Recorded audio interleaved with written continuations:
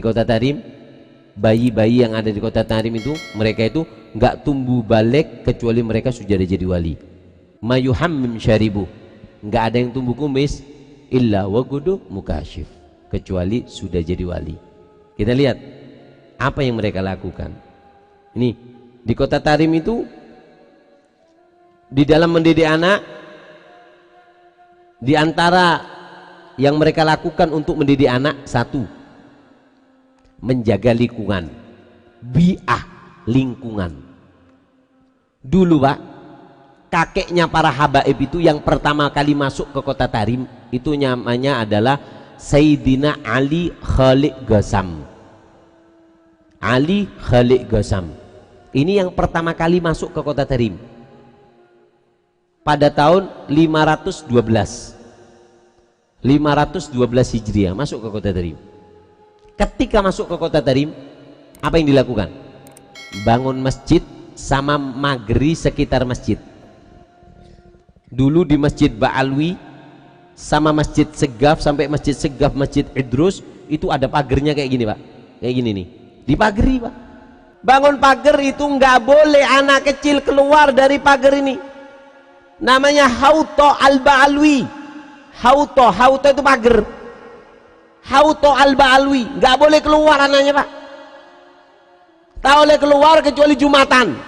Yang sudah balik diajak Jumatan. Kalau nggak balik nggak boleh keluar dari pagar ini. Apa tujuannya? Dijaga Pak, supaya nggak ngelihat, karena anak kecil itu mainnya pakai pendengaran sama mata. Apa yang dia lihat, apa yang dia dengarkan, dia akan ucapkan. Makanya di kota Tarim itu mereka apa? Jadi besar. Satu, bi'ah, lingkungan. Paham ya? Lingkungan. Yang kedua, apa? Yaitu adalah membawa anak kecil mereka ila hadratil akabir, dibawa ke orang soleh.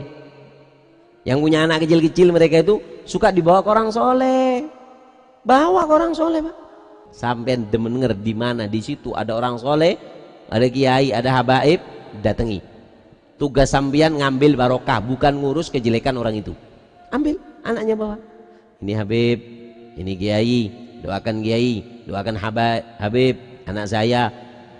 Saya sering mengatakan, kam minas sibyan yal'ab amamar rijal fanadhara ilaihi famasara sibyan. Berapa banyak anak kecil main-main di depan orang soleh, dipandang oleh orang soleh, famasara sibyan, enggak jadi anak kecil, jadi wali besar. Kenapa? Gara-gara dipandang sama orang soleh. Ini kebiasaan mereka. Makanya mereka itu kalau anaknya sudah balik, sudah hatam, bisa ngaji, sudah bisa apa, juz amma, diundangkan para habaib, disuruh baca, dilihat, masya Allah. Nah ini yang diharapkan, pandangan orang soleh. Jadi yang pertama bi'ah, lingkungan. Yang kedua apa? Yang kedua adalah dibawa ke orang soleh. Allahumma shalli ala Muhammad. Yang ketiga, di antara kebiasaan penduduk kota Tarim ini, kata Habib Ali bin Abdurrahman Al-Masyhur, Habib Ali bin Abdurrahman Al-Masyhur, beliau mengatakan mereka para salaf mengajarkan kepada anak-anak kecil mereka untuk apa? Untuk pertama kali ngomong diajarkan dengan kalimat raditu billahi rabban wabil islami dinan wabi Muhammadin sallallahu alaihi wasallama nabiyan wa rasula. Ini pertama Pak, seperti dikatakan oleh Sahibuz Zubat, awal wajibin alal insani ma'rifatul ilahi bistiqani. Pertama kali orang itu harus belajar untuk mengenal Allah. Paham ya? Diajari dengan bacaan ini, Allahumma shalli ala Muhammad sallallahu alaihi Muhammad. Yang keberapa? Keempat, kebiasaan salaf kita apa? Mendoakan baik kepada anak setiap melakukan kebaikan. Kalimat dari orang tua kepada anak itu semuanya berupa doa. Jangan pernah bergurau dengan kalimat yang jelek kepada anak. Kata Habib Ahmad bin Hasan Al-Attas, kalau anaknya itu berbuat baik kepada orang tuanya, langsung didoakan dengan doa barakallah Taufik. Kalau anaknya nakal didoakan dengan Allah yahdik, Allah yahdika. Allah, mudah-mudahan Allah yahdika, memberikan hidayah atau petunjuk kepada kamu. Yang kelima, mengajarkan amal sebelum ilmu. Mengajarkan apa? Beramal sebelum ilmu.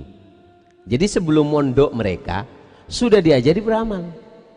Ayo pakai siwak, tidak tahu hadisnya siwak apa, tidak tahu, dikasih siwak.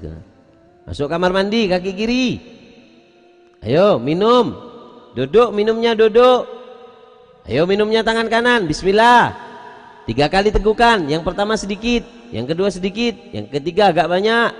Diajari amal, Pak. Tidak usah ditanya dalilnya apa, nggak perlu dalil.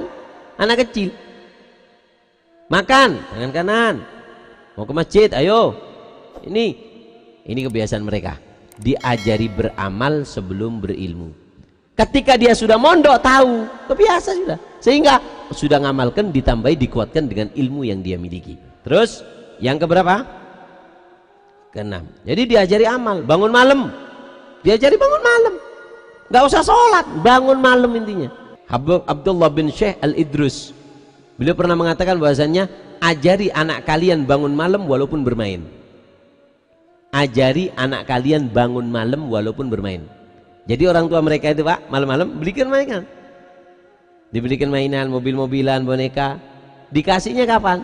Ketika malam jam 2 bapaknya bangun, ibunya bangun, si anak dikasih mainan. Ini mainannya, ini mainannya, kamu main. Dibanguni, senang dia, si bapak sama si ibu sholat, si anak main. Ajari, kata Abi Abdullah bin Syekh, Abi Abdullah bin Syekh Al-Idrus, beliau mengatakan ajari anak kalian bangun malam walaupun hanya dengan bermain. Nanti kalau sudah besar kan sudah biasa bangun malam, tinggal beribadahnya. Jadi mengajarkan amal sebelum mereka punya ilmu. Terus kebiasaan orang Tarim dulu yang ketujuh apa? Mereka itu mendidik anak mereka untuk nyari ilmu sampai umur 20 tahun. Sampai umur 20 nyari ilmu. Oleh tak oleh pokoknya nyari ilmu. Ketika sudah umur 20 tahun, dari 20 tahun itu disuruh berdakwah sudah. Sampai umur 40. Umur 40 sudah mereka diganti ke yang lain, mereka ibadah di mihrab sudah. Mihrab, sholat, ibadah, zikir seperti ini. Itu kebiasaan mereka di ahli tarim. Allahumma shalli ala Muhammad.